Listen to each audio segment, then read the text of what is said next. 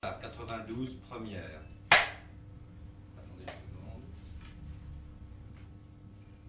Julius Evola, en Italie et ailleurs, vous êtes connu surtout comme l'auteur de nombreux livres de métaphysique, de sciences spirituelles, d'orientalisme et de critique à la civilisation.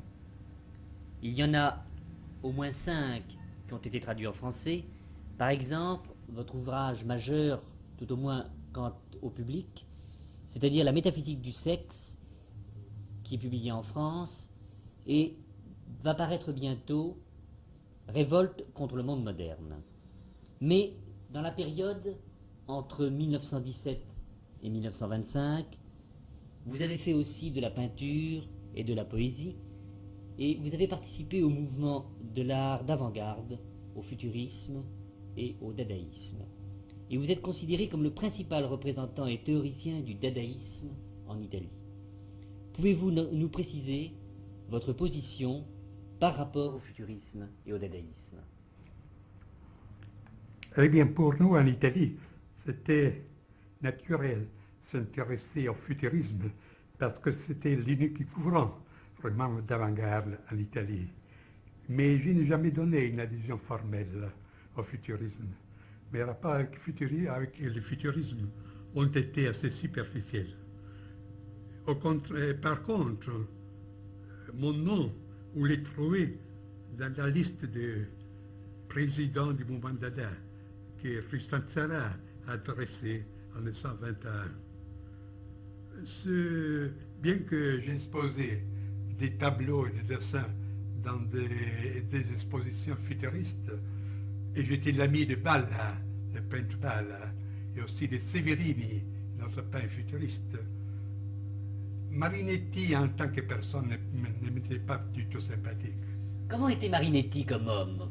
Est-ce que vous pouvez l'évoquer brièvement? Très violent, très sensuel, très spontané, trop spontané. Et j'étais en train de vous dire que ce que je n'aimais pas dans le futurisme, c'était justement cette allure un peu prépotente, envahissante. Tout ce que dans le futurisme était une sorte de dynamisme sur une base essentiellement sensoriale, une sorte d'élan vital dépourvu d'une dimension de l'intériorité, tout cela est très loin. Au contraire, lorsque j'ai lu les premiers manifestes du dadaïsme, j'ai senti une affinité profonde avec ces positions. Alors j'écriais à Tzara, et alors il s'empressa de me faire avoir toutes les publications d'Ada qu'il publiait, qu'il ferait paraître. Comment était Tristan Tzara? Comme peux-je le dire, il est venu à Rome une fois, c'est là que je l'ai connu. Mais est-ce que vous pouvez tracer un portrait rapide de l'homme? Difficilement. Si je ferme les yeux, je ne le vois pas physiquement devant mes yeux. Il y a presque 50 ans qu'ils sont passés là. Mais en ce qui concerne le dadaïsme, on a dit que votre conception était fondamentalement spiritualiste. Pouvez-vous nous préciser dans quel sens et quelle signification eut pour vous l'expérience dadaïste?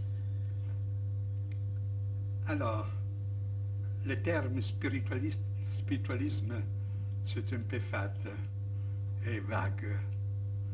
Le fait, c'est que, avant tout, je ne suis pas parti de l'art et de la littérature. Je connaissais déjà textes de métaphysique et de mystique. Pour moi, ce qui était intéressant dans le dadaïsme, c'était une volonté de destruction radicale. C'était l'évocation d'un chaos primordial pour dépasser toutes les limites. Mais le but de cela, ce n'était pas pour moi, selon mon interprétation, le moi qui rentre dans une sorte de vie indifférenciée, mais une ouverture à la transcendance. Dans ce sens-là, je peux dire que ma conception était spiritualiste. Et j'ajoute que, on peut dire, mais pour préciser, le but, ce n'était pas de délivrer la vie avec la majuscule, mais c'est de se délivrer de la vie pour passer dans une dimension supérieure. Alors, je dois dire que Tristan Tzara n'était pas dépourvu d'une compréhension pour cette dimension plus profonde du dadaïsme. Il y a, par exemple, ici, je regarde encore, une carte de lui, date septembre 21, envoyée du Tyrol autrichien. Il dit, je me trouve ici avec les autres amis, Aragon, Édouard, Harpe, Hertz, écrivez-moi ce que vous faites et ce que vous pensez. Vous savez bien que je m'intéresse beaucoup à tout ce que vous faites. Écrivez même sous la forme lapidaire d'une carte. Eh bien, dans cette carte, une carte postale, il y a les paysages d'une vallée, c'est le Ötztal. Il y a un village, et une église, un clocher, à Aiguille, comme vous le savez en Tyrol. Eh bien, Sarah a dessiné une rose qui s'ouvre au-dessus de la croix. C'est presque une allusion rosicrucienne. Puis au fond, il y a les glaciers. Dans le sommet le plus haut, il y a une main, avec le poing dressé vers le ciel. Là, c'est un symbolisme assez clair. Et comme je vous l'ai dit, nous entendions aussi sur ces questions transcendantes qui n'avaient rien à faire avec l'art dans le sens très étroit. C'est ça. Et je souligne un autre point, que dans le dadaïsme, tel que je l'interpréterai, l'accent était posé sur les moi comme un centre souverain et lucide, qui se retrouvait soi-même dans l'arbitraire, dans la raréfaction, dans le bouleversement des formes. C'est l'attitude absolument contraire à celle qui s'est développée, qui s'est développée ensuite dans certaines branches du surréalisme, avec ses penchants morbides vers l'inconscient, pas vers le supraconscient, vers l'inconscient et la psychanalyse, voire même pour l'écriture automatique, cela. Et je crois que c'est assez pour dire. Non, mais justement, quelle était votre position vis-à-vis du surréalisme? Alors, je ne le suis pas trop parce que le surréalisme s'est développé là que j'ai abandonné ce mouvement. En fait, de l'art, c'est après le 123, que c'est la date où j'ai... Mais je vais vous poser encore une ou deux questions rapides. Mais quel a été l'accueil, en général, de l'Italie au mouvement dadaïste? Alors, je vais le dire, si vous me faites la question générale de mon activité en Italie, je vais répondre aussi à cela.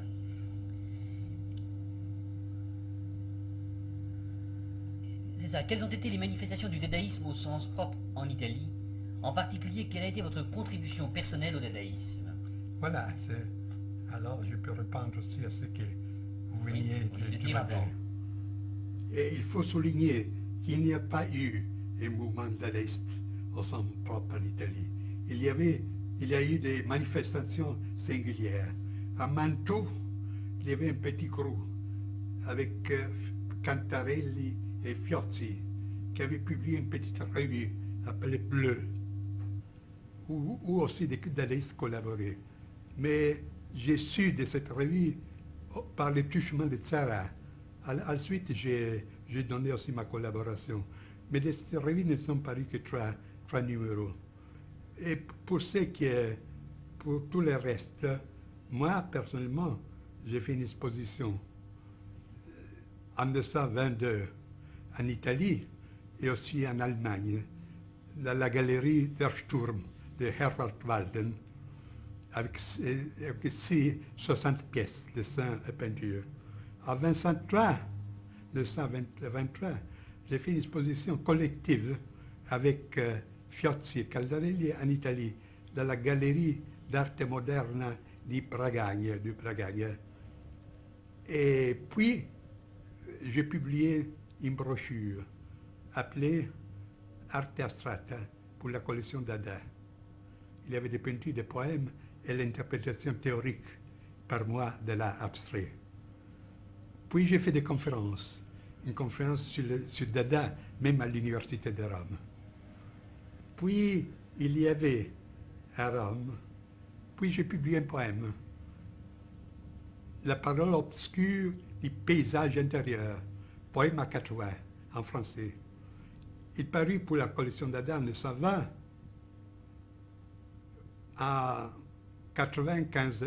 19 exemplaires. Ces poèmes ont été réédités récemment par l'éditeur Chavillère de Milan. Au-dessous d'une salle de concert bien connue à Rome, l'Augusteo, il y avait un cabaret nommé les grottes de l'Augusteo. Les grottes de l'Augusteo. Avait été organisé par un certain Ciacelli, un peintre futuriste qui avait un cabaret aussi à Stockholm. 93 première. À Rome, il y avait une salle de concert très Attendez connue. une seconde, vous reprenez maintenant. Allez-y, parce qu'on s'est Maintenant. quand vous voulez. À Rome, À Rome, il y avait une salle de concert très connue, dans un ancien amphithéâtre romain, appelé Augusteo. Au-dessous de cette salle, un peintre futuriste italien, Arturo Ciacelli, avait créé un cabaret à la française. Dans ce cabaret, dans les salles de ce concert, deux de ces salles, je les peintes moi-même, j'ai fait la décoration moi-même. Là est un petit théâtre. Dans ce théâtre, il y a eu une manifestation d'Adam, avec la récitation de ce poème à 4 voix, par 4 personnages, 3 hommes et une jeune fille, qui pendant la récitation buvaient du champagne et fumaient. Et la musique d'accompagnement, Schoenberg, Satie et des autres musiciens de cette ligne. Cette soirée était destinée à des invités seulement, et chacun a reçu un petit talisman d'Adam. Et nous avions intention de lancer un numéro unique sur le dadaïsme avec la traduction des manifestes d'Adam, mais malheureusement celui qui nous avait promis les moyens financiers n'a pas tenu sa parole. n'a pas tenu sa parole. Et je vous dis que là, quant à l'exposition dadaïste, il ne s'agissait pas seulement de cartes et de tableaux, mais nous avions l'intention précise d'épater les bourgeois le plus possible. Ainsi, il y avait dans la salle toutes sortes de placards. À l'entrée, chaque visiteur entrait salle intrigant. Puis, à travers la salle, des mots de Tristan Tzara. J'aimerais bien coucher avec le pape. Vous ne comprenez pas, nous non plus, comme c'est triste. Au fond, avant nous, la blénorragie, après de nous, les déluges. Puis, sous les tableaux, il y avait des petites écritures comme ça, par exemple, achetez ce tableau, je vous en prie, ça fait 2 francs 50. L'autre tableau à regarder en dansant les chimies. Puis les préférences et les antipathies de Dada. Par exemple, Dada aime les bas en soie. Dada est contre la patrie. Dada n'aime pas la Sainte Vierge. Le vrai Dada est contre Dada, et ainsi de suite. Alors, vous pensez bien que, étant donné cet penchant auquel nous tenions beaucoup, parce que pour nous, une certaine mystification, un certain euphémisme, une certaine ironie était essentielle dans le dadaïsme. Vous pouvez bien penser qu'elle était l'accueil du public en général, qui se rendait déjà aux manifestations dadaïstes, pas pour s'intéresser à l'art, mais pour faire du tabac. Si bien qu'on se rendait là avec des potages, avec des œufs pourris, etc. Mais aussi, à part le public en général, aussi la critique ne nous prit pas au sérieux. Il n'avait pas un soupçon de ce qu'il y avait de sérieux, dirais-je même très sérieux. Il y avait derrière cette masque de fumisme et de mystification, etc. Ainsi, je peux dire que le dadaïsme n'a pas eu de suite en Italie. Lorsque je suis retiré, lorsqu'après avoir publié 3 ou 4 numéros, le groupe de Mantoue s'est retiré dans le silence, il n'y a pas plus eu d'une suite de... Quelle a été la raison de votre retraite, justement? Je vous l'ai dit, mais je peux ajouter pour compléter que oui. Dans le cas, ce qui a eu une répercussion en Italie, c'était la direction de l'art abstrait surtout. Cette direction a agi surtout sur le futurisme, influençant le futurisme. Surtout Trampolini, qui peut être considéré comme le lien, le trait d'union entre futurisme et dadaïsme. Il publiait une revue qui s'appelait Noé, nous autres. Et un numéro fut fait aussi avec moi comme compte directeur. Mais puis nous n'étions pas d'accord. Après ce numéro, rien ne s'est produit plus. Mais je crois que vous avez une attitude assez critique vis-à-vis du futurisme. Est-ce que vous pourriez nous reparler brièvement de Marinetti et de son futurisme? De nous donner vos raisons critiques. Mais il se peut que c'est mieux qu'étudier cette chose à part. Mais Et à la fin, si vous voulez un cadre plus organique que bon. de la Alors, question. justement, avec le recul du temps, que pensez-vous de votre expérience dadaïste, du dadaïsme et du regain d'intérêt de main milieu actuel pour ce mouvement? Comme je vous l'ai dit, pour nous, le dadaïsme était quelque chose de très sérieux. Il n'avait pas une signification en tant qu'art. Pour nous, ce n'était pas les tentatives de créer un art nouveau. C'était l'opposé du futurisme, qui était emballé pour le futur, pour la civilisation moderne, la vélocité, la machine. Tout cela n'existait pas pour nous. Alors, si on considérait le dadaïsme, et en partie aussi l'art abstrait, avait une valeur comme le reflet, comme la manifestation d'une crise existentielle très profonde. On était arrivé au point zéro de valeur. Alors il n'y avait pas trop de possibilités à celui qui avait fait sérieusement cette expérience. On devait se tuer, ou bien rebourser chemin. Et plusieurs l'ont fait. Vous voyez, Aragon, Breton, Soupaul, Sarah lui-même, récemment en Italie, peu avant sa mort, reçut un prix presque académique de poésie. En Italie, il y a eu des phénomènes analogues. Papini, avec le groupe duquel j'étais très apparenté lorsqu'il faisait l'anarchiste et l'individualiste, devenu catholique. Aldengo Soffici, qui est un peintre bien connu, qui s'occupait de l'expressionnisme, du cubisme et du futurisme, devint traditionnaliste au sens très étroit de la mort. Alors c'est la deuxième possibilité. On ne se tient pas sur ces positions. La troisième, c'est jeter à l'aventure. Type Rimbaud. On pourrait dire que la méthode dadaïste n'est pas dépourvue de certaines relations avec la formule dadaïsme toujours, telle que je l'interpréterai, avec la formule de Rimbaud. Dérèglement de tout le sang pour devenir voyant. Alors, comme je dis, l'autre solution, c'était de se jeter à l'aventure, comme le fait le dernier Rimbaud, comme le fait les filles en certaines mesure, les Sandra et les autres personnes. Enfin, il y avait l'autre possibilité, la positive. Étant donné que l'essor, presque inconscient, mais réel, de tout ce mouvement, était une volonté de libération, de transcendance. Poser un limite à cette expérience et chercher de se frayer un chemin vers des autres domaines où cette soif aurait pu être satisfaite. C'est ce que je fais dans ce temps-là. Après un moment de crise très grave à laquelle c'était un miracle, si j'ai survécu à cette crise, je sais, puisque les fonds existentiels qui avaient justifié mon expérience dadaïste n'existaient plus, il n'y a plus aucune raison de m'occuper de cette chose. Et je suis passé à mon activité, cette activité pour laquelle je suis aujourd'hui essentiellement connu.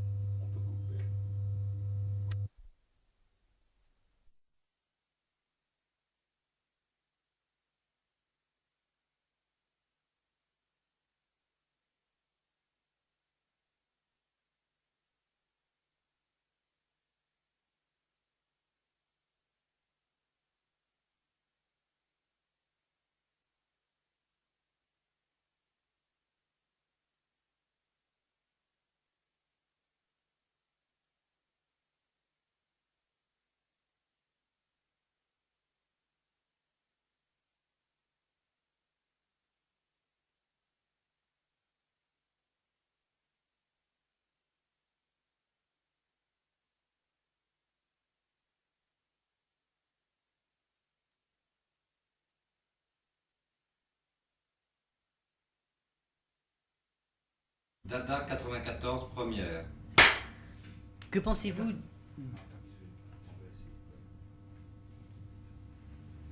pensez-vous du regain d'intérêt de nombreux milieux actuels vis-à-vis du mouvement dadaïste?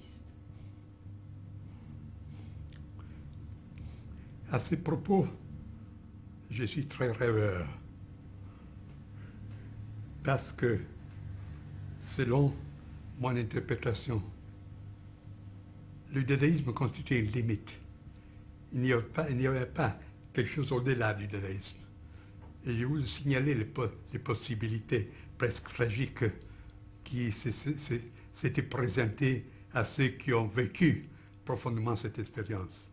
Alors aujourd'hui, on peut s'intéresser au point de vue historique du dadaïsme, mais que la nouvelle génération puisse en tirer quelque chose de positif est absolument exclu. Le dadaïsme ne porterait pas un pas davantage, plus avant, dans les problèmes qu'il va résoudre. Et puis, je ne prends pas trop au sérieux tous ces contestataires, tous ceux qui proclament une révolte aujourd'hui, parce que c'est de la simple agitation. Il manque un point positif de repère, absolument. Il se peut qu'ils savent ce qu'ils n'aiment pas, mais ils ne savent absolument pas ce qu'ils veulent, au point de vue positif. J'ai écrit une fois qu'il ressemble à des guêpes renfermées dans une bouteille de verre, qui d'une manière frénétique se jettent contre les parois. Mais ça ne produit absolument rien. Alors, si je vous l'ai dit, si j'ai dit que selon mon interprétation, le dadaïsme était une limite, il n'y a rien à reprendre aujourd'hui. Il n'y a que de regarder ce qu'il était. Il se peut que c'est la dimension d'une crise intérieure profonde qui était le sous-fond du dadaïsme, que cette situation se présente aujourd'hui de nouveau. Mais le dadaïsme ne lui proposerait rien de positif. Il y a un peu de différence de la question de l'art abstrait, parce que vous savez qu'un courant du dadaïsme a donné lieu à l'art abstrait, à côté du surréalisme. Alors, je l'ai dit avant, c'est art abstrait a eu une tradition, a eu une continuation. Mais j'ai souligné souvent la différence essentielle entre l'art abstrait d'alors et celle d'aujourd'hui. Encore une fois, l'art abstrait d'alors est intéressante par son fond, pas artistique, mais je répète, existentiel, comme expression d'un certain état d'âme critique. C'est souvent aujourd'hui n'existe absolument plus. L'art abstrait n'est que de l'art. Je dis même, c'est une manière, une convention. Alors c'est le même tran-tran de tout. Il n'y a rien d'intéressant, selon mon point de vue spécial. Pour ceux qui s'intéressent uniquement à la littérature, à l'art en tant que tel, la question se pose autrement, mais ce n'est pas là le point de vue que je peux énoncer, auquel je me peux rapporter pour un jugement. Je voudrais revenir pour quelques minutes en arrière, c'est-à-dire vous demander s'il y avait un aspect politique dans le futurisme. Eh, absolument. Avant la guerre, non. Je parle avant la Première Guerre mondiale. Il y a seulement cet activisme. Il y a ce mélange curieux. D'un côté, une sorte de vitalisme sans frein. De l'autre côté, l'exaltation du contraire, c'est-à-dire du monde de la machine, la mécanique, le monde moderne dans ses aspects les plus outrés. Et on peut dire que cette dualité contradictoire, c'est justement un caractère de l'époque moderne, parce qu'on voit qu'il y a Miller qui a dit c'est comme une forêt pétrifiée au-dedans de laquelle il simule le chaos. Alors ces forêts pétrifiées, c'est justement tout l'établissement, toute la civilisation matérielle, mécanique. Et au fond, il y avait ces forces souterraines, irrationnelles, déchaînées, qui émergent de temps en temps de façon les plus différentes. Et pour revenir à la dimension politique du futurisme, immédiatement, au commencement de la Première Guerre mondiale, le futurisme prit une allure violemment interventiste. Il était pour l'entrée de la guerre à côté des alliés d'alors. Et Mussolini était, et Marinetti était à côté de Mussolini, en bien des démonstrations d'agitation, choses comme ça. Et cette tournure était participée aussi par le groupe de Papini, auquel j'avais adhéré au commencement, parce qu'au commencement, Papini, avec sa revue La Cerba, a joué un rôle très important en Italie, parce que, pas seulement pour son attitude anticonformiste, mais aussi parce qu'il a fait connaître des auteurs des courants d'avant-garde internationaux qui étaient presque inconnus en Italie. Alors aussi Papini participa à cette campagne politique. Et c'est une raison pour laquelle je me suis détaché de lui, d'autant plus du futurisme, parce que moi, en tant que réactionnaire, j'étais au contraire pour la Triple Alliance, pour la guerre de l'Italie à côté des puissances centrales contre la démocratie, bien qu'aujourd'hui ce n'est pas très agréable qu'entendre ces choses, mais c'est un point de vue hier comme aujourd'hui. Et après la guerre, Mussolini côtoya, Marinetti côtoya tous ces mouvements du fascisme activiste, en participant parfois. Il y avait des rues, je me rappelle que j'avais organisé une manifestation d'art moderne où aussi Marinetti avait été invité, et des autres comme Luciano Fulgo, les autres, sans qu'on aurait parlé de ça. On lui parlait de cela. Marinetti a commencé tout d'un coup à parler des politiques, à faire des attaques contre le gouvernement alors pré-fasciste, si bien que la police entra et fit un tabac pour ces choses. Et puis lorsque le fascisme triompha, le futurisme eut une place officielle dans le régime fasciste, qu'il l'appuya dans des manières diverses, lui donnait de l'argent. Lui a été nommé membre de l'Accademia d'Italia, qui est pendant l'Académie française. Et c'est un paradoxe, parce que justement, Marinetti, qui avait proclamé il faut donner le feu aux académies et aux musées, alors s'est promené dans toute cérémonie officielle avec l'épée, avec la féluche, un académicien.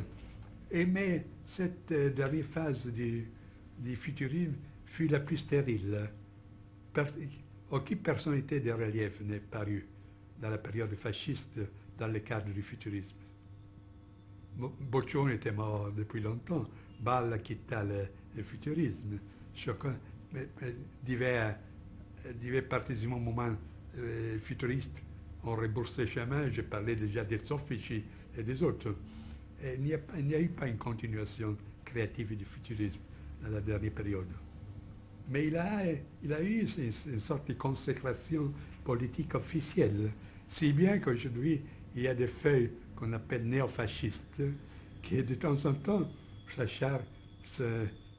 prend soin de célébrer le futurisme, de l'exalter, sans se poser nullement le problème de la valeur plus profonde du futurisme et de la mesure où le futurisme peut être concilié avec une ligne de droite, une ligne conservatrice au sens spirituel. Coupe, s'il te plaît. Maintenant,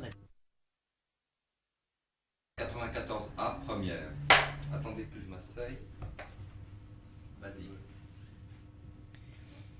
votre peinture pouvait se diviser en deux périodes distinctes. La première, de 1915 à 1918, dite tendance d'idéalisme sensoriel, et la seconde, Julius Evola, de 1918 à 1921, dite tendance d'abstraction mystique. Est-ce bien exact? Et pouvez-vous nous expliquer en quelques mots ces genres de peinture? Oui, c'est deux désignations. C'est tout dans le catalogue de la première exposition que j'ai faite en Italie, chez Bragagne, en 1922. Alors, les tableaux que j'avais exposés, presque 70 pièces, étaient divisés dans ces deux catégories. Mais ce sont des désignations un peu baroques et sophistiquées. Tout simplement, idéalisme sensoriel. C'était un abstractisme qui quand même gardait un souffle sensoriel, plus ou moins comme un certain futurisme. Quant à l'abstractisme mystique, c'était justement une peinture absolument abstraite, dont le but c'était d'évoquer, dans une certaine façon, justement quelque chose de transcendant, quelque chose, une sorte d'illumination. C'est tout là. Puis naturellement, je n'ai plus employé ces désignations qui, comme je vous ai dit, aujourd'hui semblent assez artificielles, forcées. Et tous les tableaux que nous allons filmer ici correspondent à La laquelle? deuxième période, Tous. tous. Très bien. Coupe. Très bien.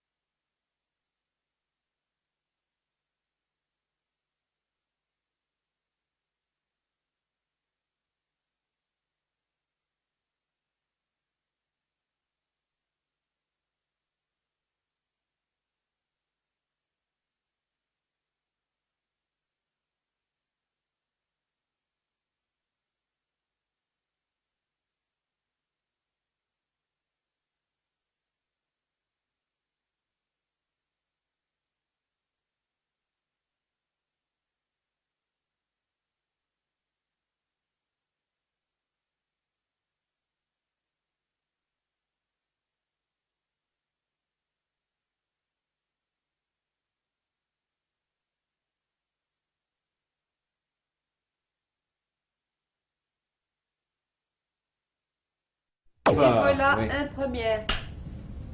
Une seconde. Encore. Oui. Julius Evola, voulez-vous nous parler de vos origines, de vos années de jeunesse et de votre formation spirituelle? Mes origines, je suis né à Rome.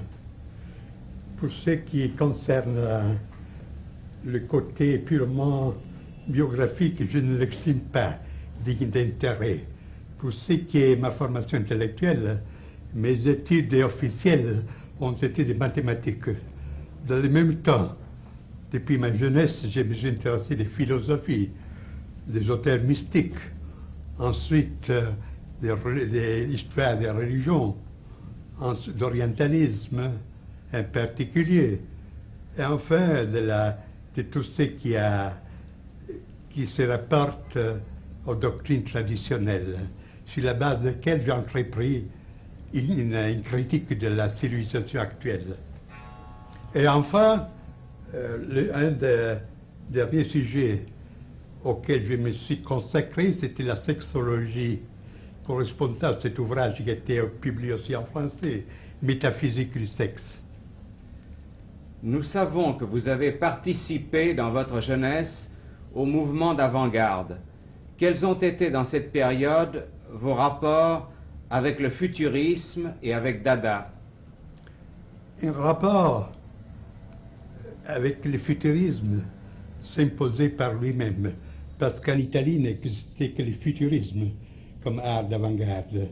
Et j'ai connu Marinetti et des autres exponents du mouvement futuriste. Mais puis, peu à peu, je me suis aperçu qu'il n'y en avait pas une homogénéité entre mon orientation et celle futuriste, à laquelle j'accusais une sorte de dynamisme chaotique, une sorte d'élan vital, avec du chauvinisme, avec l'exaltation du futur problématique. Toutes ces choses, pour moi, ne marchaient pas. Et au contraire, je me suis presque immédiatement intéressé au moment dadaïste, immédiatement après la guerre. C'était 1919. Ben, j'étais en rapport avec Tristan Tzara, avec lequel je m'entendis très bien. Et dans ce temps-là, j'ai donné ma contribution dans le domaine de la peinture, de la poésie.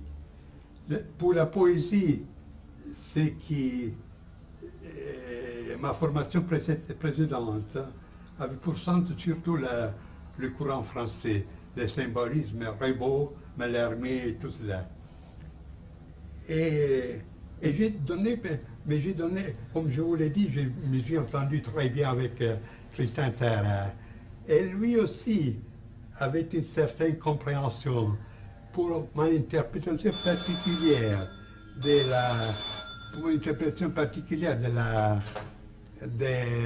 du dadaïsme. Pas seulement comme un moment artistique, mais bien comme la fin de tout cas, comme le passage dans un plan où l'intérêt principal, c'est une sorte de délivrance absolue. Et ce côté, dirais-je, mystique du dadaïsme, j'ai souligné aussi dans des conférences que j'ai faites ici en Italie. Et j'ai trouvé une compréhension aussi chez Tzara. C'est un côté de Tzara qui est peu connu, celui-ci. Nous savons... Pardon, peut-être un question. Archive, j'ai voilà 1A première. Oui, attendez une seconde. Allez-y. Nous savons qu'en 1923, vous avez cessé de vous intéresser d'une manière active tant à la peinture qu'à la poésie. Quelles sont les raisons de ce changement? Comme je viens de le vous dire, et pour moi, toute cette expérience artistique n'avait pas une valeur seulement artistique. C'est une sorte de reflet d'une crise existentielle profonde qui était survenue immédiatement après la guerre, avec le retour de la guerre. Alors ce n'est pas un état où on pouvait demeurer. C'est là la différence, j'estime, entre l'art abstrait d'alors et l'art abstrait d'aujourd'hui. Alors l'art abstrait avait cette dimension existentielle profonde. Aujourd'hui, c'est une sorte de convention, de manière, qui n'a pas aucune dimension en profondité. Alors c'est évident que lorsque j'ai dépassé cette crise, aussi son expression extérieure dans le domaine artistique n'a eu plus une raison d'être. Mais si on a vécu sérieusement et au profond cette crise, il n'y avait pas trop de chemin à choisir. Quelqu'un pouvait se tuer, les autres faire rebourser chemin, ce qui ont fait aussi certains dadaïstes à partir d'Aragon, par exemple. Ou bien s'effrayer le chemin pour une dimension ultérieure de l'expérience. C'est ce que j'essayais. En 1925 et jusqu'en 1930, vous formulez la théorie de l'idéalisme magique et de l'individu absolu. C'est le sujet de votre livre « Il Camino del Cinabro ». Nous expliqueriez-vous cette doctrine? Mais pour l'expliquer, je devais entrer dans un domaine technique de philosophie. Je peux dire en résumé que cette doctrine, c'était une synthèse entre l'idéalisme absolu de la ligne de successeurs de Kant, Schelling, Fichte, etc., de l'existentialisme avant la lettre, avec une dimension ésotérique. En troisième lieu, de la doctrine de la puissance, parce que, comme il est bien compréhensible, un des auteurs qui a exercé sur moi une influence particulière, ça a été Nietzsche. Un certain Nietzsche, parce que je ne l'approuve pas tout. Alors c'est une sorte de synthèse, là, de théorie de l'absolu absolu. On parle de la position gnoséologique, c'est-à-dire des doctrines de la connaissance. On la développe dans une doctrine du moi, et puis on considère les développements possibles de ce moi jusqu'à un idéal presque chimérique, c'était l'individu absolu. Et les phases de ce développement ont été exposées dans le deuxième volume de cette doctrine de cette théorie de l'individu absolu, qui s'appelle phénoménologie de l'individu absolu. Le mot phénoménologie et apprendre dans le même sens de Hegel, phénoménologie de Geist, phénoménologie de l'esprit, pas dans le sens d'un recueil de phénomènes plus ou moins. Novalis a-t-il eu une influence sur vous? En partie parce que à ce temps, j'étais assez intoxiqué par la méthode académique.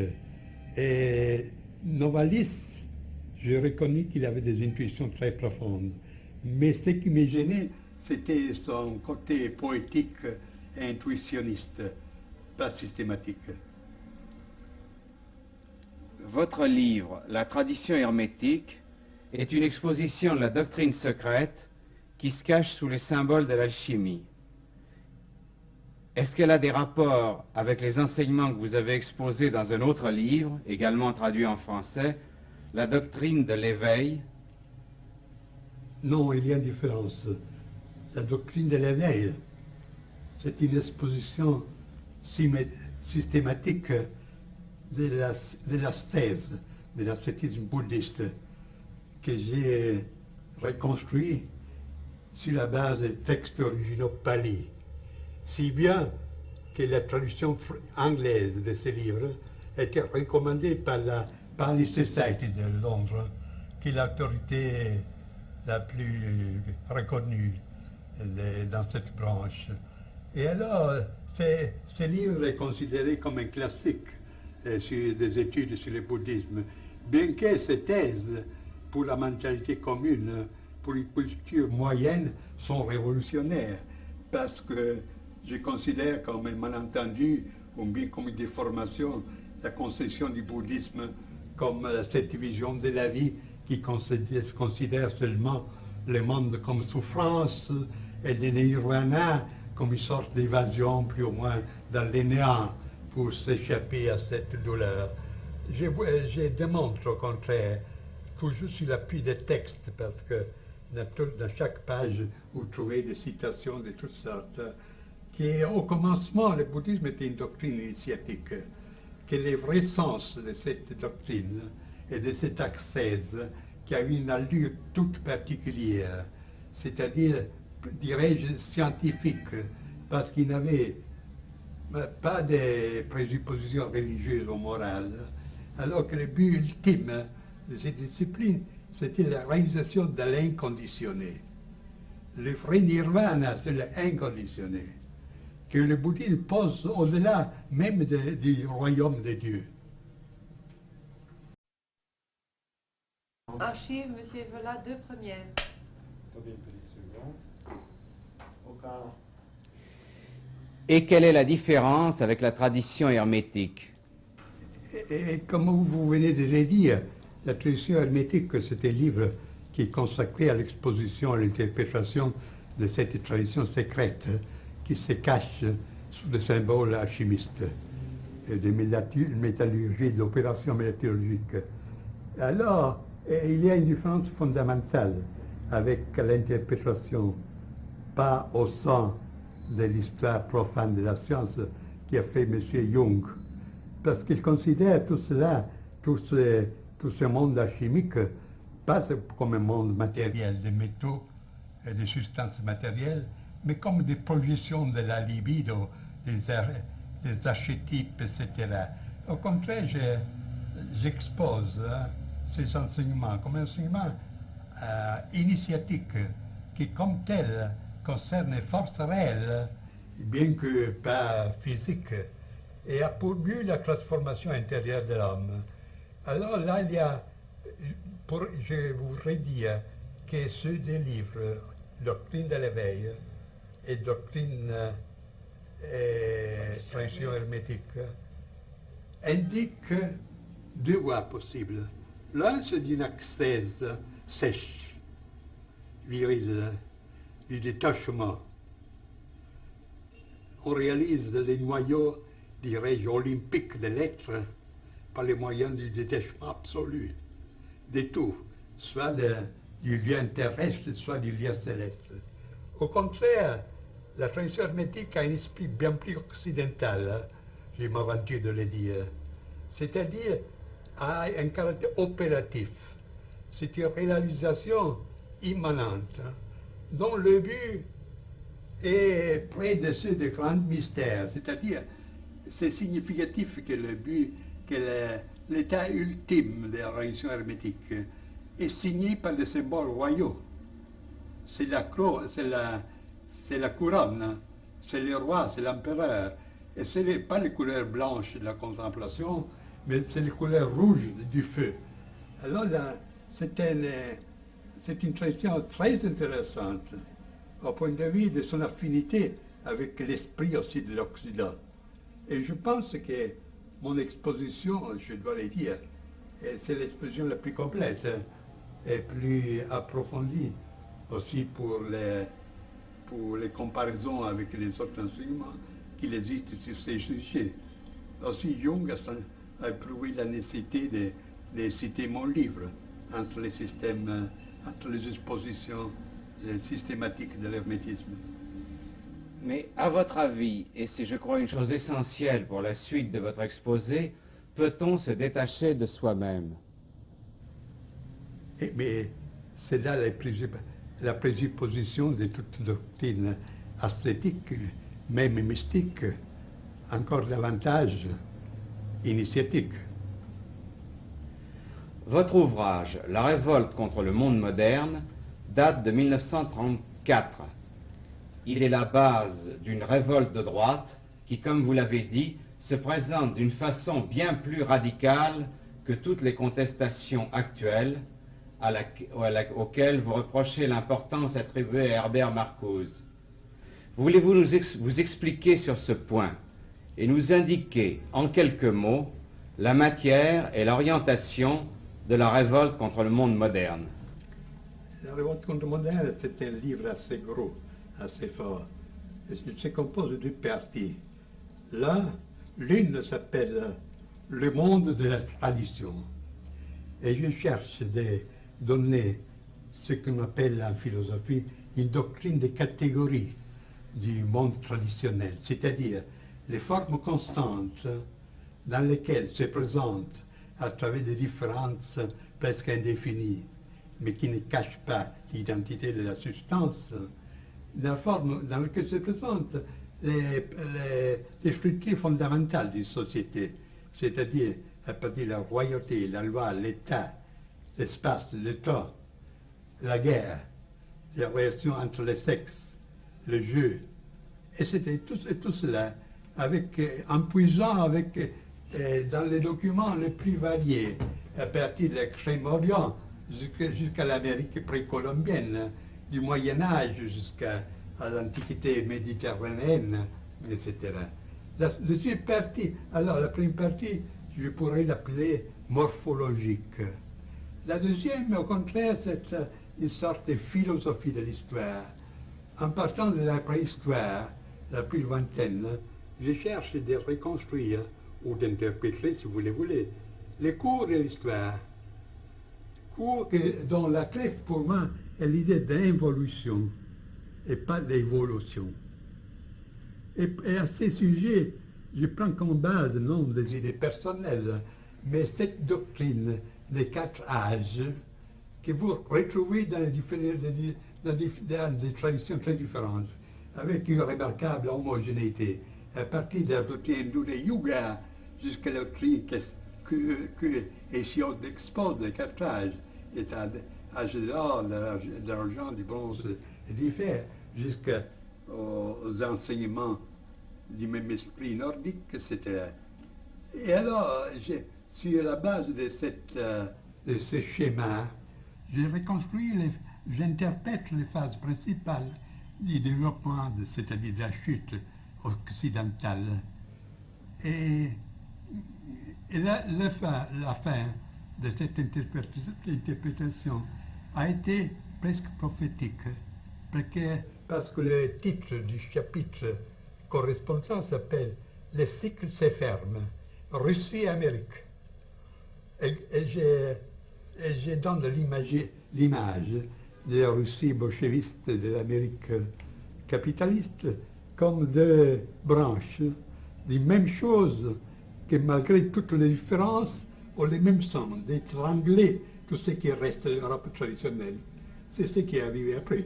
Si vous considérez que le livre est paru en 1933-34 en Italie, en 1934 en Allemagne.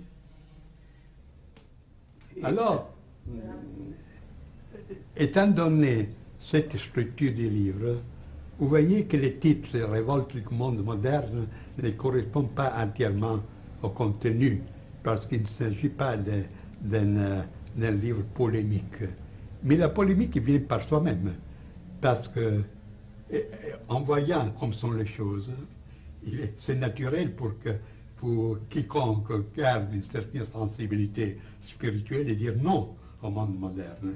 Mais c'est là la différence avec Marcuse, avec toute cette bande de contestataires, etc. Ils peuvent avoir raison dans certaines critiques, mais lorsque vous demandez au nom de quoi, ils ne savent absolument dire rien. Et c'est mieux qu'ils disent rien, parce que lorsqu'on écoute Marcuse et sur les sujets de ce qu'il propose comme une société meilleure, on est terrorisé parce que sa sociologie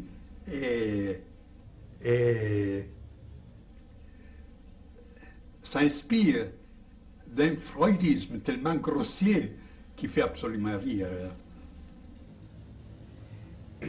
Alors c'est ça, puisque dans mon livre, comme point de départ, je pose le monde de la tradition, je pose en même temps le point de repère, dans le cas qu'on veut s'aventurer dans une contestation positive, qui par soi-même est naturellement une constitution de droite, pas de gauche. À propos de la tradition, dans le sens éminent, dont vous vous considérez en Italie comme le principal théoricien, quels sont les rapports entre vos idées et celles de René Guénon, qui avait la même orientation traditionnelle et antimoderne? Bon, il y a une différence qu'en partie dépend de ce qu'on appelle l'équation personnelle.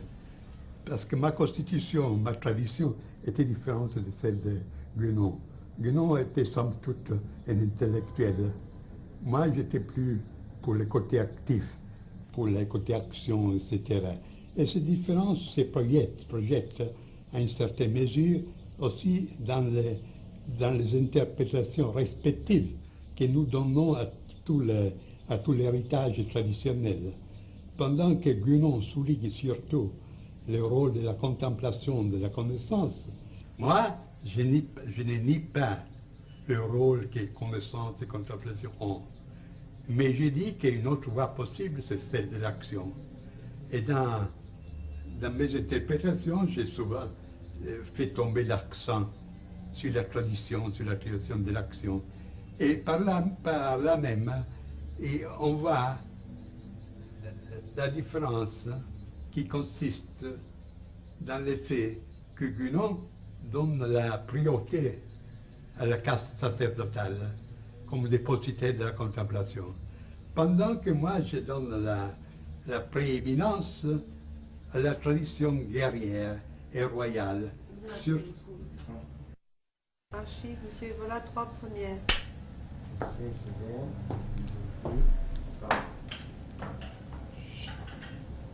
Cette différence se reflète dans le rôle que nous donnons à l'Église et à l'Empire. Guénon estimait que si l'Occident a eu une tradition, ceci est dû à l'Église, à la tradition catholique. Moi, j'affirmais avec Dante, au demeurant, que la tradition ghibelline de l'Empire était l'exponent justement d'une tradition de la même dignité, avec une dimension surnaturelle qui est très claire dans l'idéologie Ghibelline des Hohenstaufen, des empereurs allemands. Et j'ai cherché de trouver les documents, les témoignages de cette veine secrète dans la littérature chevaleresque et surtout dans le mystère du Graal, qui pour moi c'est un mystère absolument gibelin. L'idéal suprême de cette courant, ce n'est pas le prêtre ou l'Église, mais c'est la... Alzare. 3A première. Au moment du mystère du Graal. Encore. Passiamo in tanto. Alors, en cherchant des témoignages sur la spiritualité impériale, sur la gibelline, je me suis rapporté à toute la tradition chevaleresque, notamment à la tradition du Graal, que j'ai interprété dans un livre qui est paru aussi en français, qui s'appelle Les mystères du Graal et la tradition gibelline. Et alors, il apparaît que le Graal, qu'on devait retrouver pour faire fleurir de nouveau un royaume déchu, c'était justement l'héritage de cette tradition unitaire, royale et sacerdotale dans le même temps. Parce que c'est là un point de différence avec Guénon. Parce que Guénon, comme il est obligé de reconnaître, estime qu'aux origines, les deux autorités étaient réunies. L'autorité spirituelle et le pouvoir temporel étaient un. Ce qui existait jusqu'à hier au Japon, pour ne parler des anciennes civilisations, il ne vaut pas la peine de les nommer ici. Et puis que seulement ensuite, il y a eu cette division des pouvoirs. Mais alors, étant donné cette division, il estime que c'est partant du pouvoir de l'autorité spirituelle qu'on devait chercher de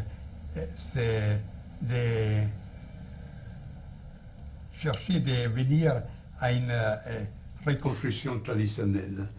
C'est qui est arbitraire parce qu'il s'agit de des morceaux. On peut concevoir la même entreprise aussi partant de l'autre, c'est-à-dire intégration royale dans la dimension spirituelle. Et de là, il y a des différentes conséquences. Puis sur des points particuliers,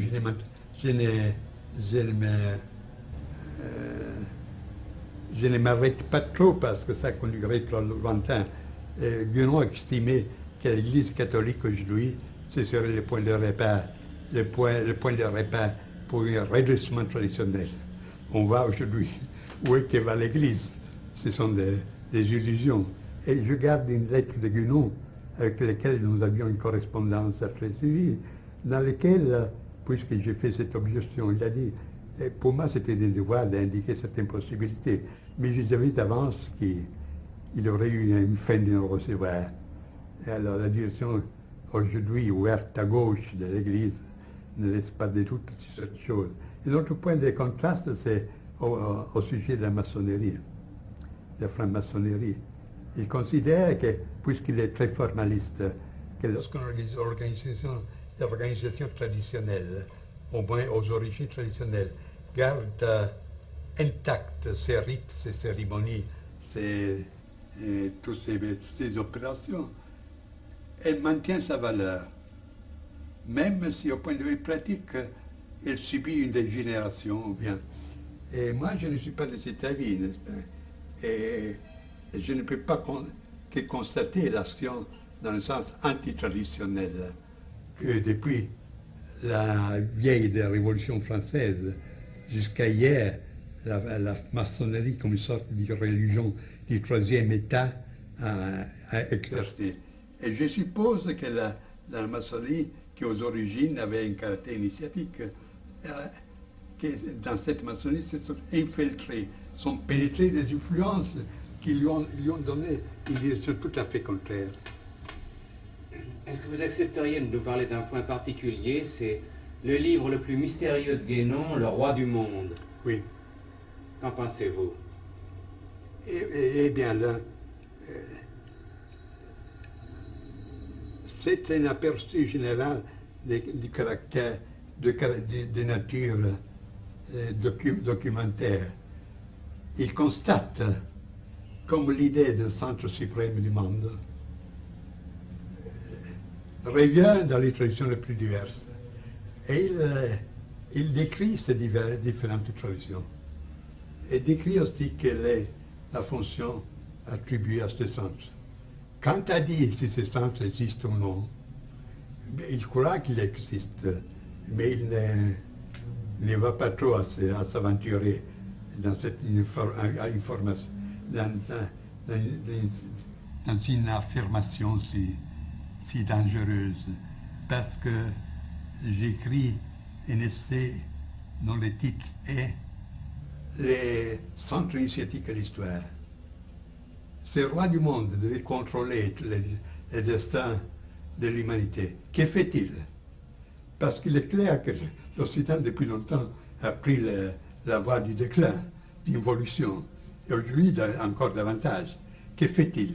Ou il ne peut pas, ou il ne veut pas intervenir. Alors, c'est là un problème. Et nous ne parlons pas du Tibet, dont les mythes étaient si fascinants, si charmants pour beaucoup de spiritualistes, de théosophes. Et il a suffi que des bandes communistes l'envahissaient parce que tout ce qui était tradition tibétaine a disparu. Sur le plan de l'action, quels ont été vos rapports avec le national-socialisme et le fascisme? Est-ce qu'à cet égard, il faut se reporter à votre livre « Le fascisme et ses critiques du point de vue de la droite », suivi des remarques sur le Troisième Reich? Bon, il faut que je dise d'abord que je n'étais ni fasciste, ni national-socialiste, ni membre d'aucun parti, comme je n'ai pas donné ma voix à aucune élection. Pour ce qui est de ces mouvements, il y a deux côtés à considérer. L'un négatif, c'est-à-dire leur négation. Et je ne pouvais pas être d'accord avec les mouvements qui s'est déclaré contre toute démocratie et tout marxisme.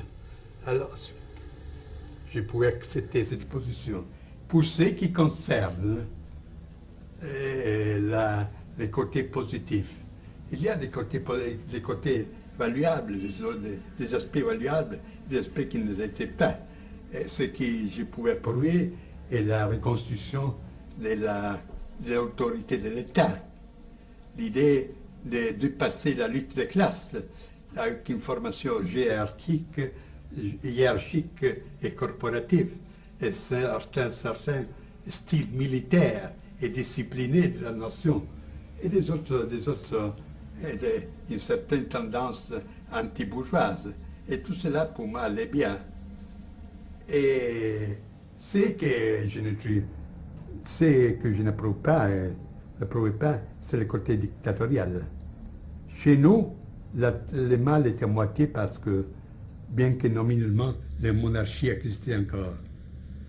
Au contraire, l'action du national-socialiste a été, dans un certain sens, assez destructrice, parce qu'il a nié, en grande partie, ces traditions qui existaient même après la Première Guerre mondiale. Alors, pour ce qui sont les rapports avec ce mouvement, je n'ai exercé presque aucune action dans le monde du fascisme, aussi pour des raisons particulières de mentalité et pour une sorte de maçonnerie qui s'était formée là, des groupements fermés. Pendant que j'exerçais une certaine action en Allemagne, mais justement dans ce milieu qui n'était pas justement national-socialiste, mais qui était conservateur aristocratique. Par exemple, j'ai fait des conférences.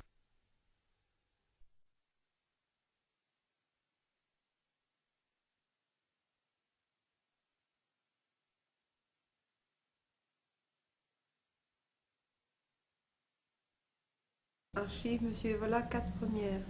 Une seconde. Au cas. Non, pas ça. Quand on va. j'ai une idée que les rapports, je l'ai eu surtout avec l'élément de ce qu'on appelait la révolution conservatrice en Allemagne, die conservative révolution. Et j'ai des très amis du baron von Gleichen, qui était le président du Herrenclub, du club des seigneurs de Berlin, dont le rôle est assez connu dans la période précédente. Et pas avec les mouvements nazistes en tant que tel. Pour Hitler, je n'avais aucune sympathie, parce qu'avant tout, j'ai trouvé qu'il était une nature prolétarienne. En second lieu, qu'il est un type dangereux de posséder, bien très doué, d'où ses succès, etc. Et pour ce qui est de la SS, le discours est un peu différent, parce que d'habitude, on connaît de la SS seulement les aspects les plus fâcheux, camps de concentration, tout cela, Gestapo, etc. Mais il faut se rappeler que Himmler flirtait avec l'idéal d'un ordre, ce qu'on appelait, il y a aussi un livre en français, l'ordre noir. Il voulait ressusciter dans une nouvelle forme l'ancien ordre, les chevaliers Teutones, les chevaliers germaniques du IIe siècle. Et dans ce sens, il travaillait pour donner une certaine formation particulière des mi-spartanes et des mi-prussiennes à ces éléments choisis, éléments nouveaux, et qui demandaient aussi qu'il avait de la race et qu'il avait une formation surtout militaire aussi. Et alors, dans ce sens, puisqu'il cherchait aussi une sorte de consacration pour cet ordre, il avait intérêt aussi pour les symboles primordiaux, tout ce qui était les traditions primordiales. Et dans ce sens, il avait porté aussi l'attention à moi. Et j'ai fait des conférences à Berlin, en allemand, pour les chefs de la SS, justement sur ces domaines, sur ces camps tout à fait particuliers, ces domaines tout à fait particuliers. Et c'est là tout, je n'ai pas eu notre relation avec les Allemands. Est-ce que vous avez effectivement tenté de constituer le début de l'Ordre Noir? Qui était lui. Lui, il l'a Himmler. fait. Himmler l'a tenté. Et il a formé. Si ce qui a formé était à l'auteur de l'idéal, c'était notre discours, n'est-ce pas? Voulez-vous nous dire quel est votre concept de race et pourquoi vous avez été accusé par vos adversaires de racisme? Mais vous savez, racistes, fascistes, etc., ce sont des étiquettes qu'on emploie très volontiers pour quelqu'un qu'on veut liquider sans se donner la peine de connaître les idées véritables. Et pour ce qui est le problème de la race, ce serait un discours un peu long, parce qu'avant que le fascisme aussi avait pris une orientation raciste, je travaillais en Allemagne dans le sens de rectifier ce que je voulais appeler le racisme biologique et scientiste qui avait pris très pied. Et je ne pouvais voir parce que j'étais italien, parce que un Allemand qui aurait fait ses propos, très probablement serait fini dans un camp de concentration. Alors, pour arriver à l'essentiel, je me suis occupé du racisme, mais avec l'intention de le rectifier. De là, une doctrine toute particulière de la race. C'est évident que, comme toute conception, aussi celle de la race dépend de l'idée qu'on a de l'homme. Si cette idée est matérialiste, c'est évident qu'il y a aussi les concessions qu'il prend pour base seront matérialistes. Et ce sera différent lorsque la base est différente. Alors moi, je suis parti pas par la concession biologique de l'être humain, de l'entité humaine, mais bien de la conception traditionnelle. L'homme composé par un esprit, une âme et un corps. Et alors j'ai posé le problème de la race pour toutes les éléments. Alors j'ai formulé une théorie de la race du corps qui correspond plus ou moins à l'anthropologie courante. Une théorie de la race de l'âme qui étudie la typologie, les manières de réagir, des sentiments, des aspirations, tout cela. Tout cela peut avoir un style particulier, qui peut être aussi caractéristique d'un certain groupe humain. Et au sommet, il a la race de l'esprit. Ce sont les formes typiques qui peut avoir l'attitude vis-à-vis au spirituel, à la vie et à la mort en général, les surnaturels, etc. Alors, dans cette manière, j'ai présenté un tableau plus complet, plus intégral du problème de la race. Et il se peut qu'intéresse que Mussolini, dont, je le dis entre parenthèses, je n'étais pas l'éminence grise, comme on a écrit en France, mais que j'ai vu seulement dans cette occasion, a eu l'occasion de lire ce livre que j'écris en Italie. Il s'appelle Synthèse de la doctrine de la race, avec ses différenciations. Et il était enchanté, au point qu'il voulait en faire la base pour une action particulière dans laquelle l'Italie aurait été le sujet actif vis-à-vis de l'Allemagne, pour la supériorité, les caractères plus complexes de cette thèse. Et c'est là la première occasion que j'ai vu Mussolini, lorsque la guerre avait déjà commencé. Alors tout se racontait, moi, éminence grise, Mussolini, etc.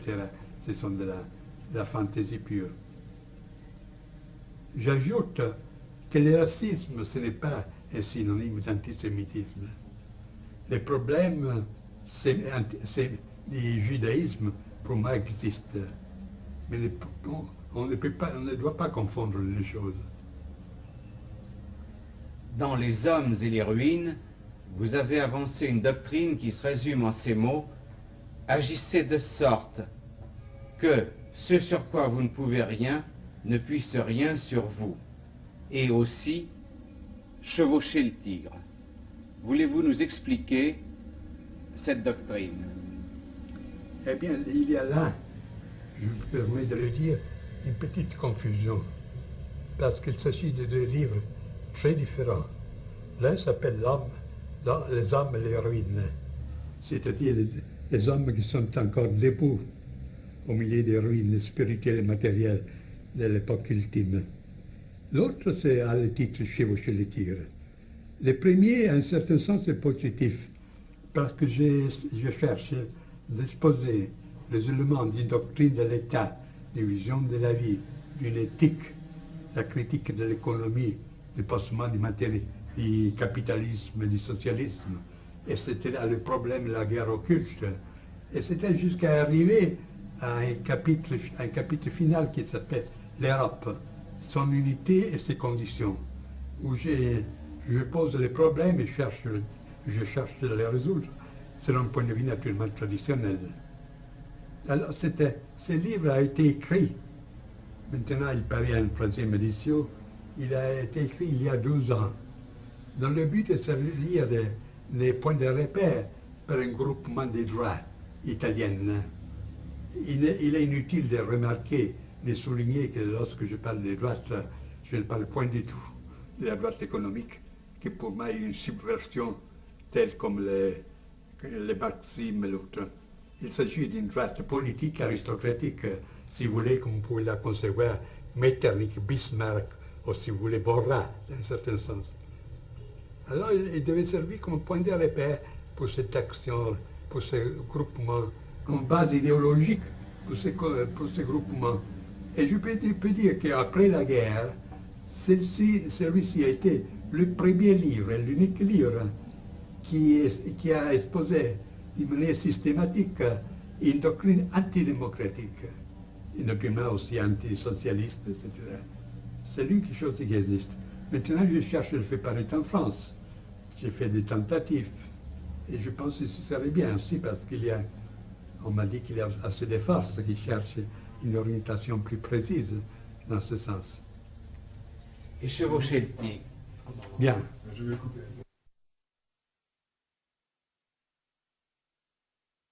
C'est bon.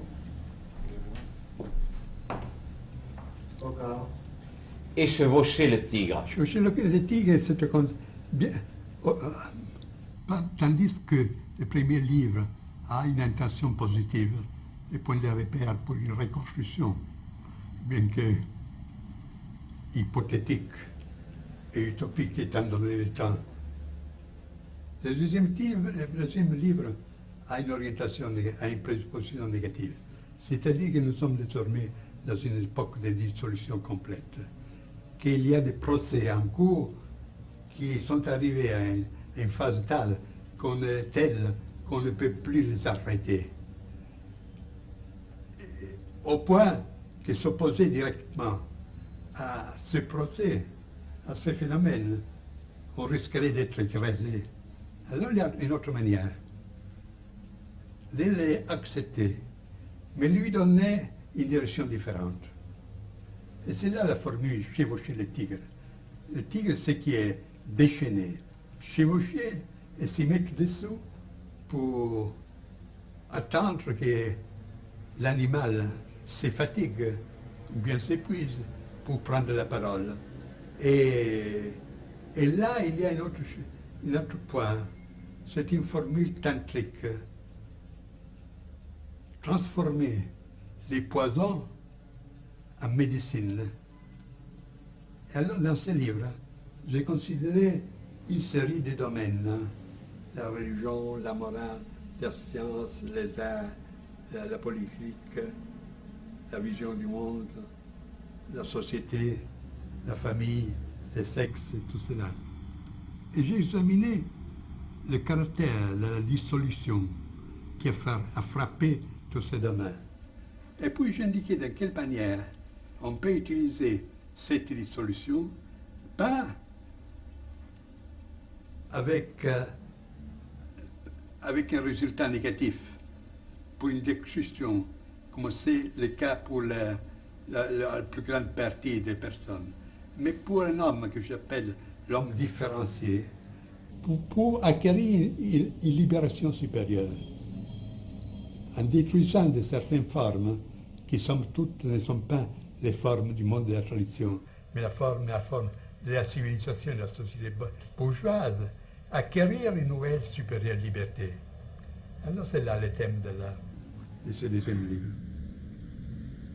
Vous vous êtes beaucoup occupé du sexe et surtout de la métaphysique du sexe. Un de vos ouvrages, paru en France, y a rencontré beaucoup d'intérêt. Pouvez-vous nous en parler?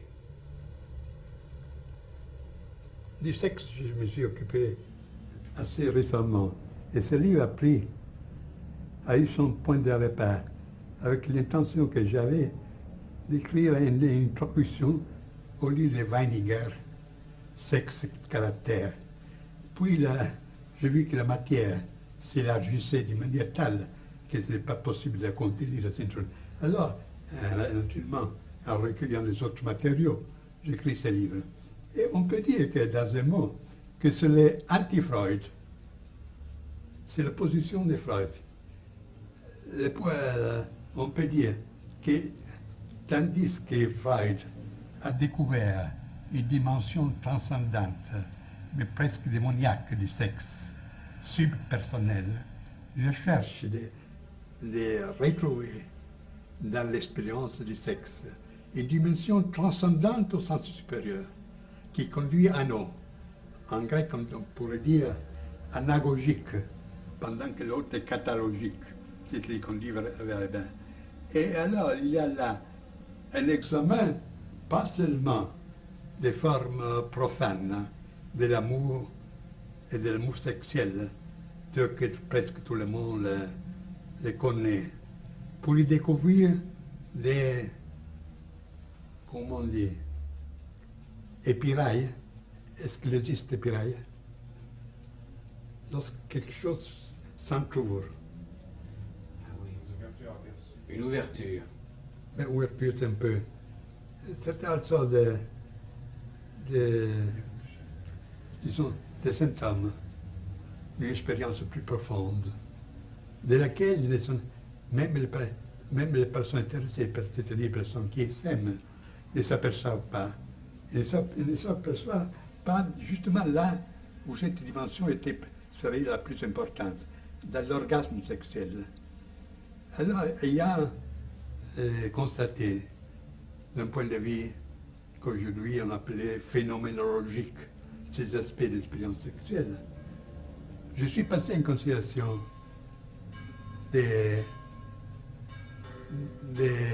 d'études comparées.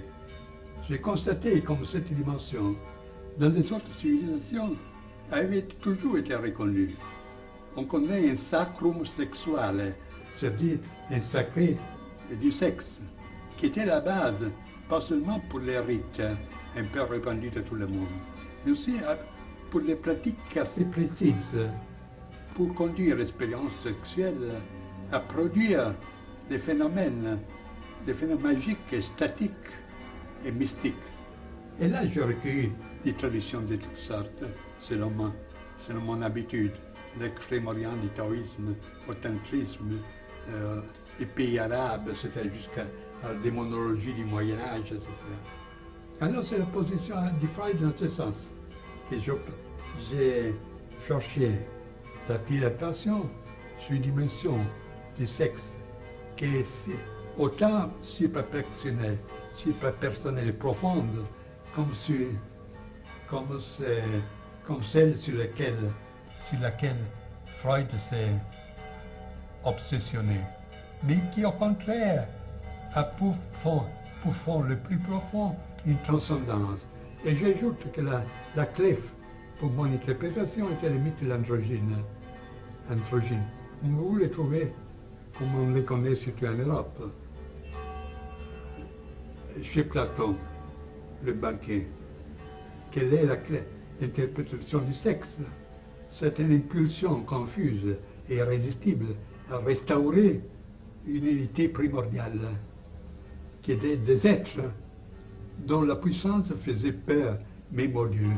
Et dans les mythes platoniques, c'est pour ça que les dieux, on les a brisés à deux, hommes et femmes. Ainsi donc, pour vous, le sexe peut être un élément de la reconstruction. Non, de reconstruction, pétitisé, c'est un domaine purement individuel. C'est-à-dire que peut-être utilisé pour chercher d'approfondir l'expérience, pour déceler et assimiler cette dimension transcendante. Et c'est évident qu'il y a une opposition précise entre la liberté sexuelle d'aujourd'hui et ces doctrines. Parce qu'aujourd'hui, nous vivons dans une sorte de démonisme du sexe. Mais c'est justement une sorte quelque chose qui fait dépendant aux drogues. C'est des manières pour évader, pour échapper à l'angoisse existentielle. Et alors, tout finit dans des sensations plus spasmodiques et chaotiques qui ne sont absolument aucune solution du problème. Ceci, je l'ai exposé aussi dans un essai d'un de mes livres, qui n'est pas traduit en français, il s'appelle L'arco et la clava, c'est-à-dire l'arc et la massue. Mais vous-même... Pardon. Alors, moi j'ai laissé tourner quand même.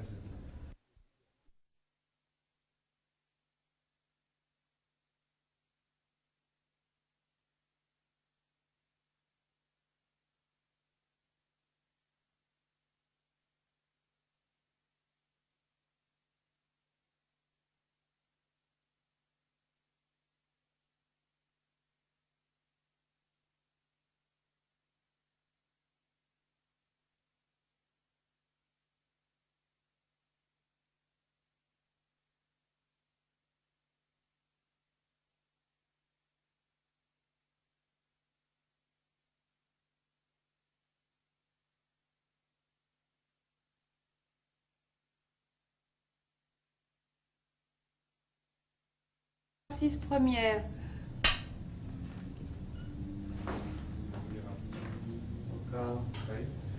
Mais vous-même, vous ne vous êtes jamais marié. Pourquoi? Parce que j'ai toujours tenu à ma liberté absolue. aussi dans ce champ. Je ne connais pas même ma famille, c'est-à-dire, elle existe, mais j'ai vécu toujours de manière indépendante et absolument anti-bourgeoise. Ainsi que je n'ai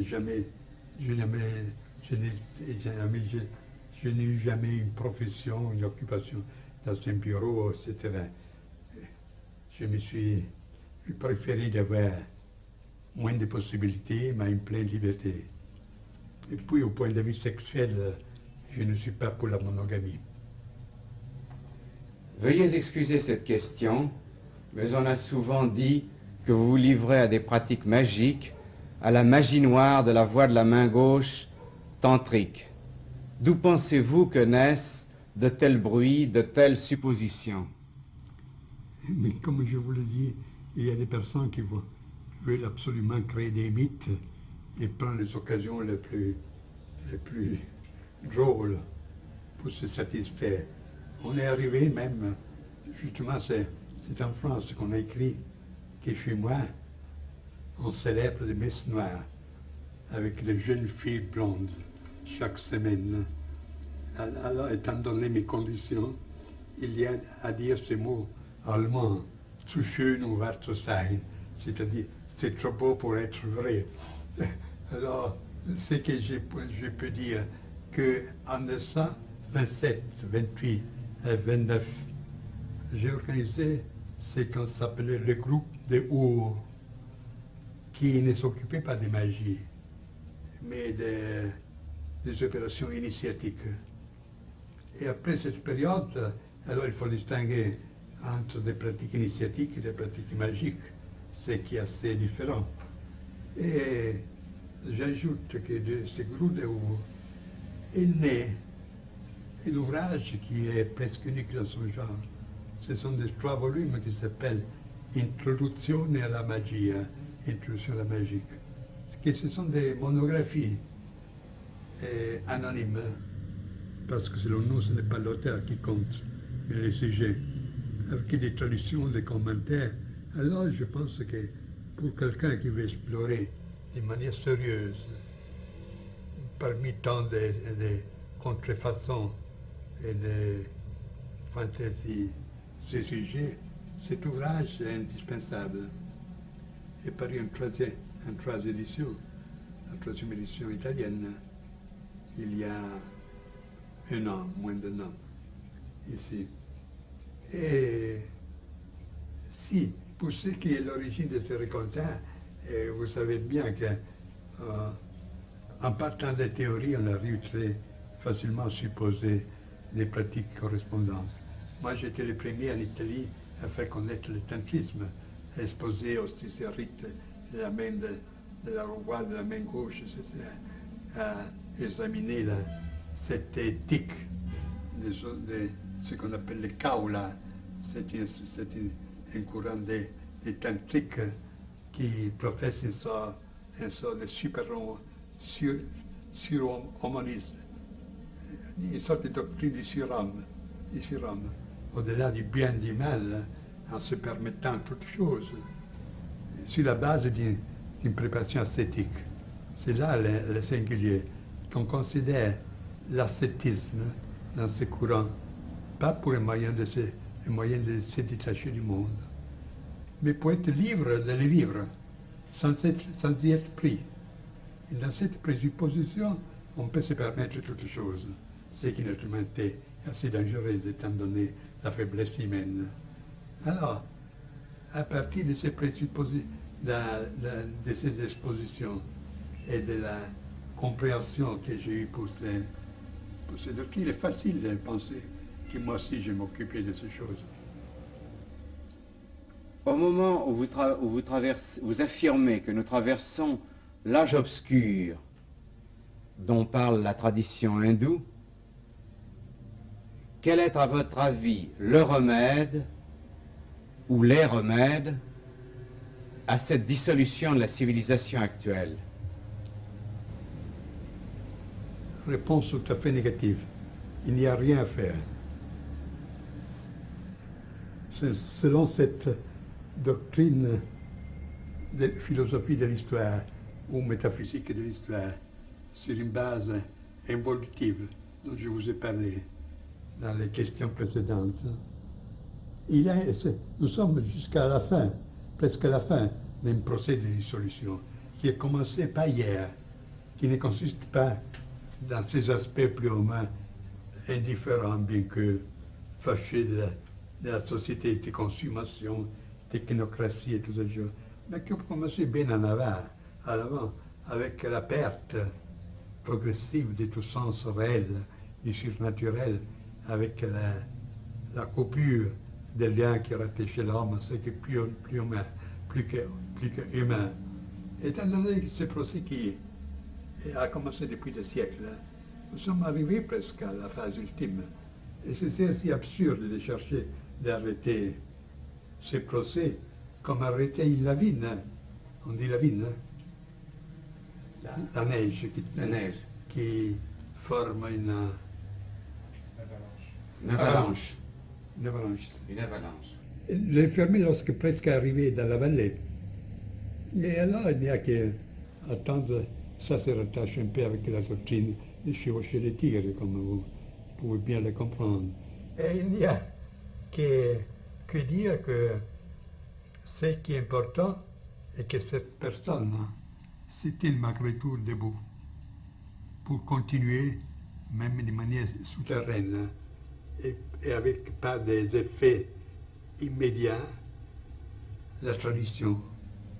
Et je reporte souvent des beaux mots d'un poète autrichien, Rilpart, qui dit « Le souhait est que ceux qui ont veillé pendant la longue nuit se rencontrent avec ceux qui arriveront dans la nouvelle aurore. »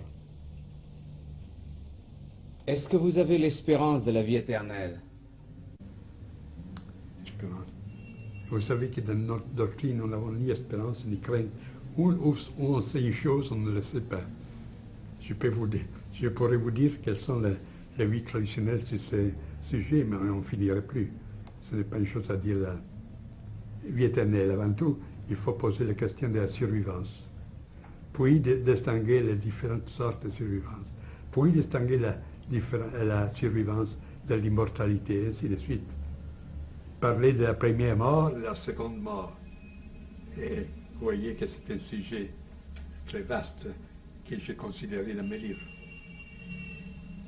Et votre idée qu'il n'y a pas un autre monde, mais un seul monde avec une dimension invisible du monde, est-ce que vous appelleriez cela du nom de Dieu? Je ne comprends pas. Je veux dire, cette dimension invisible du monde, qui est dans tous vos livres, dimension surnaturelle, est-ce que vous lui donneriez le nom de Dieu?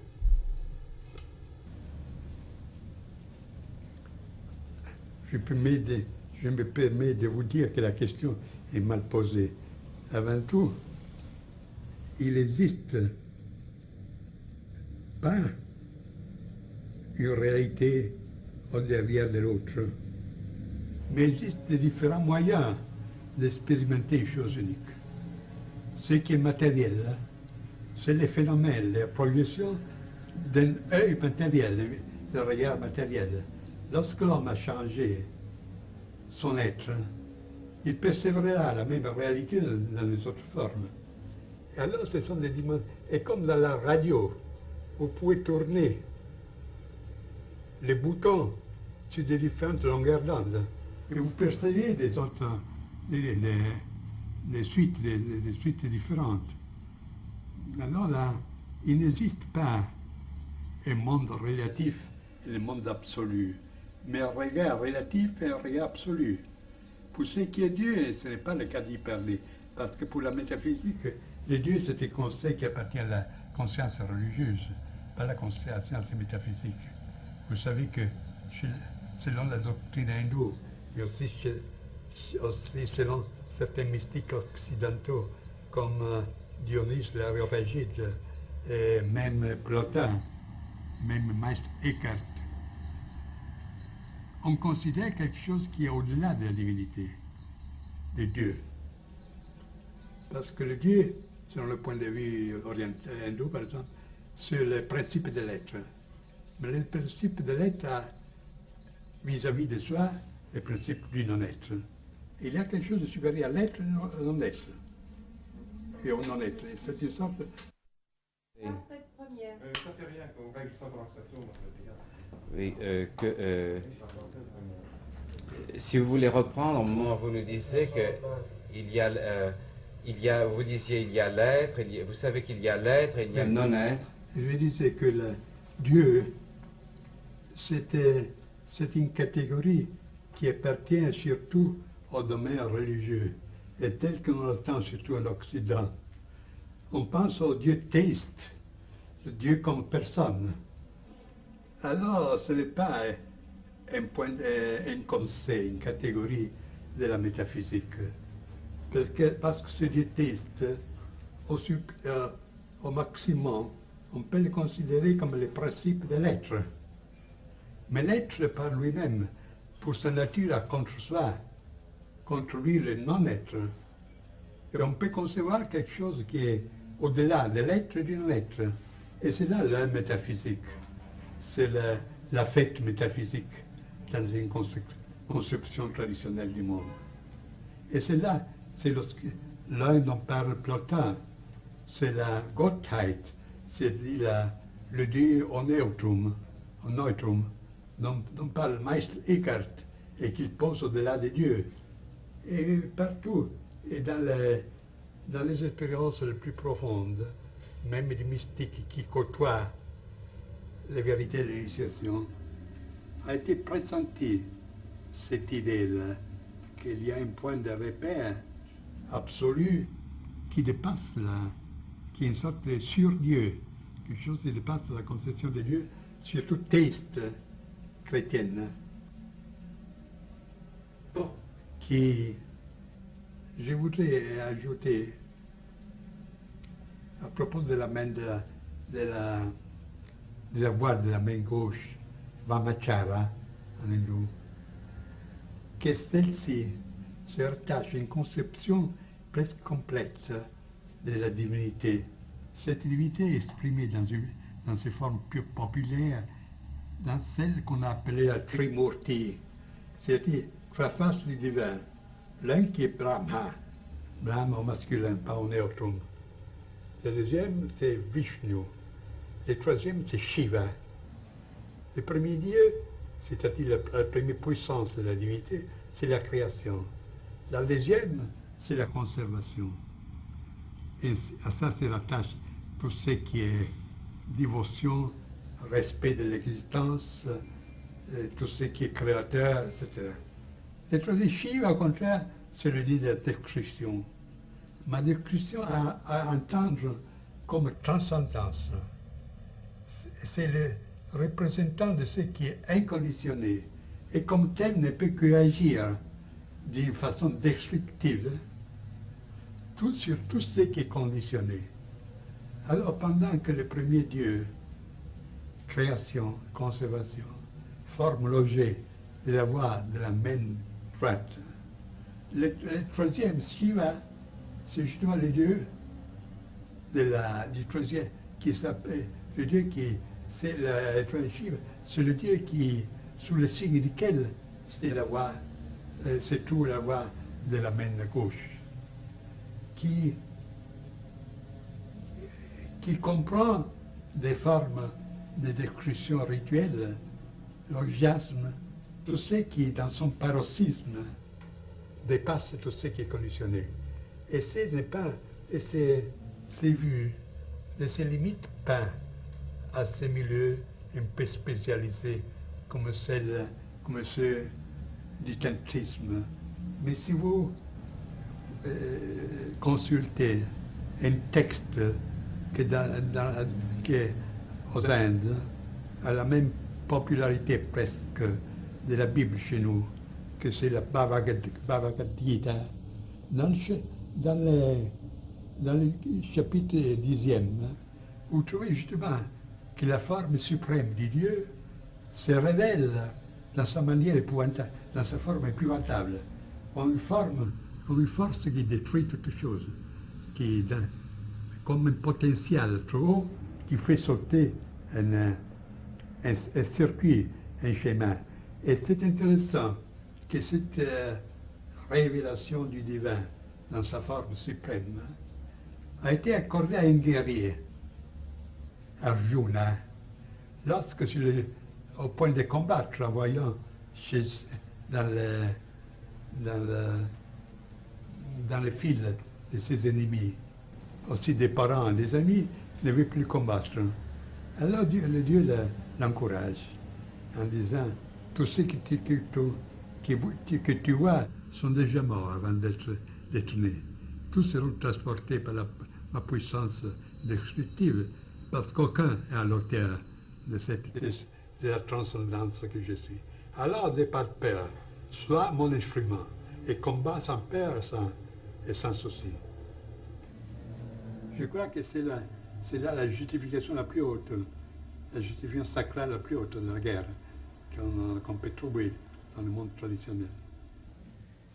Et pour terminer sur une note plus gaie, voudriez-vous nous raconter quelques anecdotes sur la manière futile dont parfois on vient vous questionner? Et je ne peux pas dire parce que c'est une question futile et stupide. Je ne réponds pas, je fais marcher, je pose une fin de non-recevoir.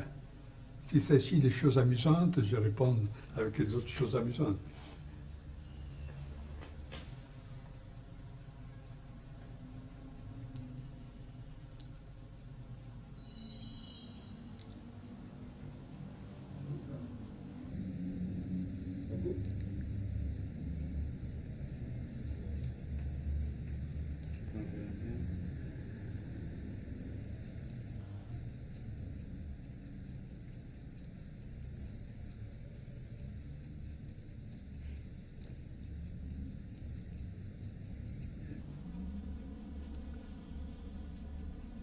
Quoi, ça marche encore? Oui, c'est pour...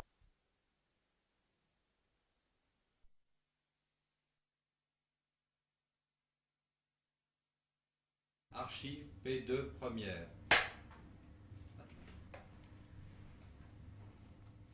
Julius Evola.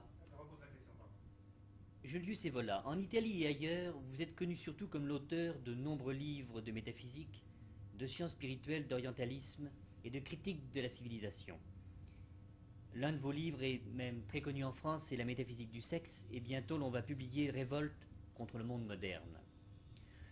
Je crois que vous n'avez pas connu le poète américain Ezra Pound, mais vous l'avez rencontré pendant la guerre à Rome, et je voudrais que vous me donniez votre opinion sur ses idées politiques, ses idées économiques.